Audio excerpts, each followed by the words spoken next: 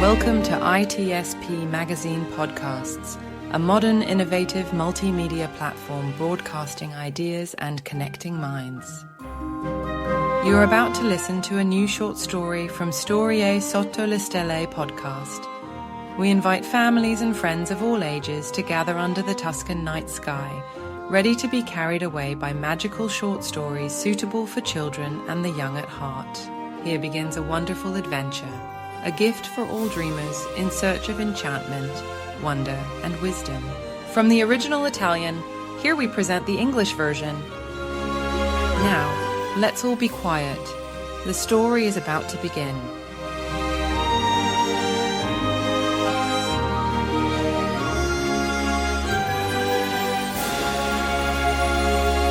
Pedaling towards the stars. One fine day, in the squares of the city of Ciclopoli, large billboards appeared advertising a bicycle race. Everyone could participate, from 0 years and up. There wasn't much information, but it suggested that those interested should contact the Association of Bicycles with Wheels, located at Via dei Manubri Number 8, behind the playground. The citizens got informed. The start was scheduled for the first Saturday of June from the Piazzale of the Astronomical Observatory next to the Municipal Library. The finish line was at the top of the Hill of Dreams, and the prize was a star for everyone who crossed the finish line. Registrations had already started and, of course, were free for everyone. Many requests for participation were received. There was a lot of talk about the event, and all the inhabitants of Ciclopoli, including animals, wanted to lend a hand. Volunteers were certainly not lacking. Finally, the day of departure arrived, and the city turned into a great festival. There was a lot of chatter from the balconies of the houses, and even from the dome of the Astronomical Observatory, where some inhabitants had climbed to watch the start. Spectators from everywhere cheered on the race participants. Kites in bright colours were tied to the tricycles to keep an eye on the kids. In the playground, where the city's permanent puppet theatre was located, the puppets peeked out to watch the show themselves. The strings moved, and a round of applause filled the air. The church bells rang in celebration. All the participants were ready at the start with bikes, unicycles, and tricycles, and all together they formed a varied and numerous group. The start took place despite the great confusion. Fortunately, some fawns were on duty along the race route.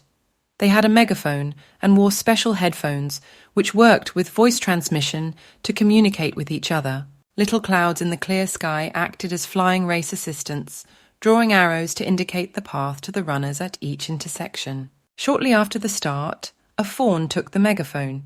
"Attention, attention! The grandfather with the green jacket has a flat tire." Everyone stopped to wait for the tire to be repaired. Shortly after, a second fawn. "Everyone stop! The kid in the yellow shorts needs to pee." Another brief stop, and a little further ahead, the first refreshment stop. Sandwiches, sweets, and fruit were already ready to be distributed, and everyone lined up to refresh themselves. Tall-stemmed flowers wearing multicoloured aprons served the cyclists as they arrived. After a great feast, they set off at full speed again. A small hare was running among the bushes at the edge of the road, and a boy in a purple shirt, curious as he was, left the racecourse to chase it. The nearby fawn took his megaphone. "New communication! Stop, everyone! A cyclist has gone off course." He hurried to reach him and brought him back to the road. Everyone back on the saddle. Pedalling, pedalling, they reached the great field of happiness, full of flowers, where the grandparents got lost chasing butterflies, and the children lay down to rest. Time was passing. Let's hurry, let's hurry. The top is still far away," said the grandparents. Owls, marmots, squirrels, and martens began to follow the runners, cheering them on. Meanwhile, the fawn on the lookout. "Help! The grandmother with the pink skirt has fallen." But fortunately, nothing was broken, and the race resumed quickly. The fastest cyclists happily reached the top of the Hill of Dreams in the early afternoon. The rest of the group arrived at sunset when it was already dark. It was later than expected, and at that point, they couldn't return to the city. How could they spend the night up there?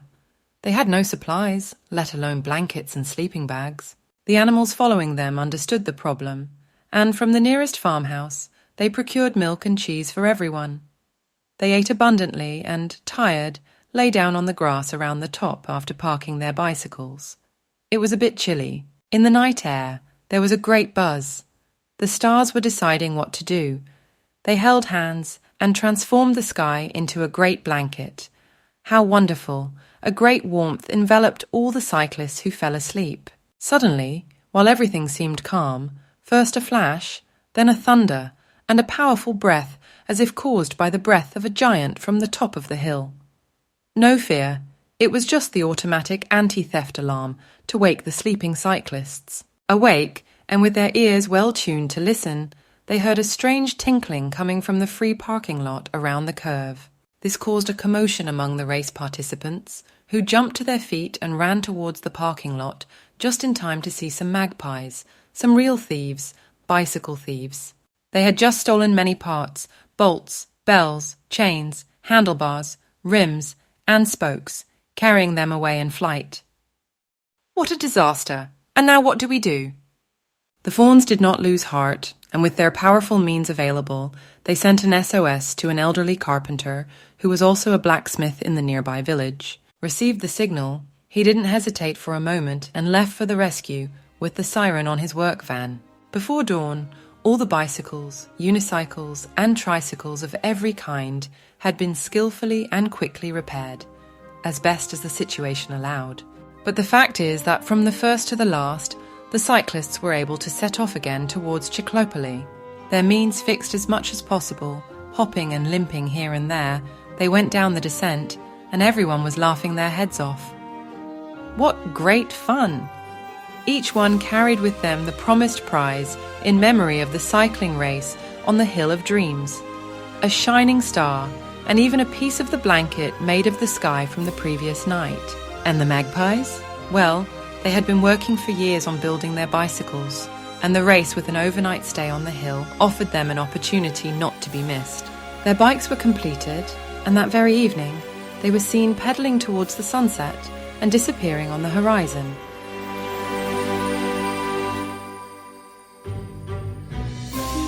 We hope you enjoyed this episode of the Storie Sotto le Stelle podcast. If you like this story, add this show to your favorite podcast player and share Storie Sotto le Stelle podcast with your friends, family, and colleagues. If you represent a company and wish to connect your brand to this show and its audience, visit itspmagazine.com to learn how to sponsor one or more of our podcast channels. We hope you will come back for more stories and follow us on our fantastic journey. If you wish to read this and many more stories in Italian and in English, please visit storiesottolestelle.com. A presto.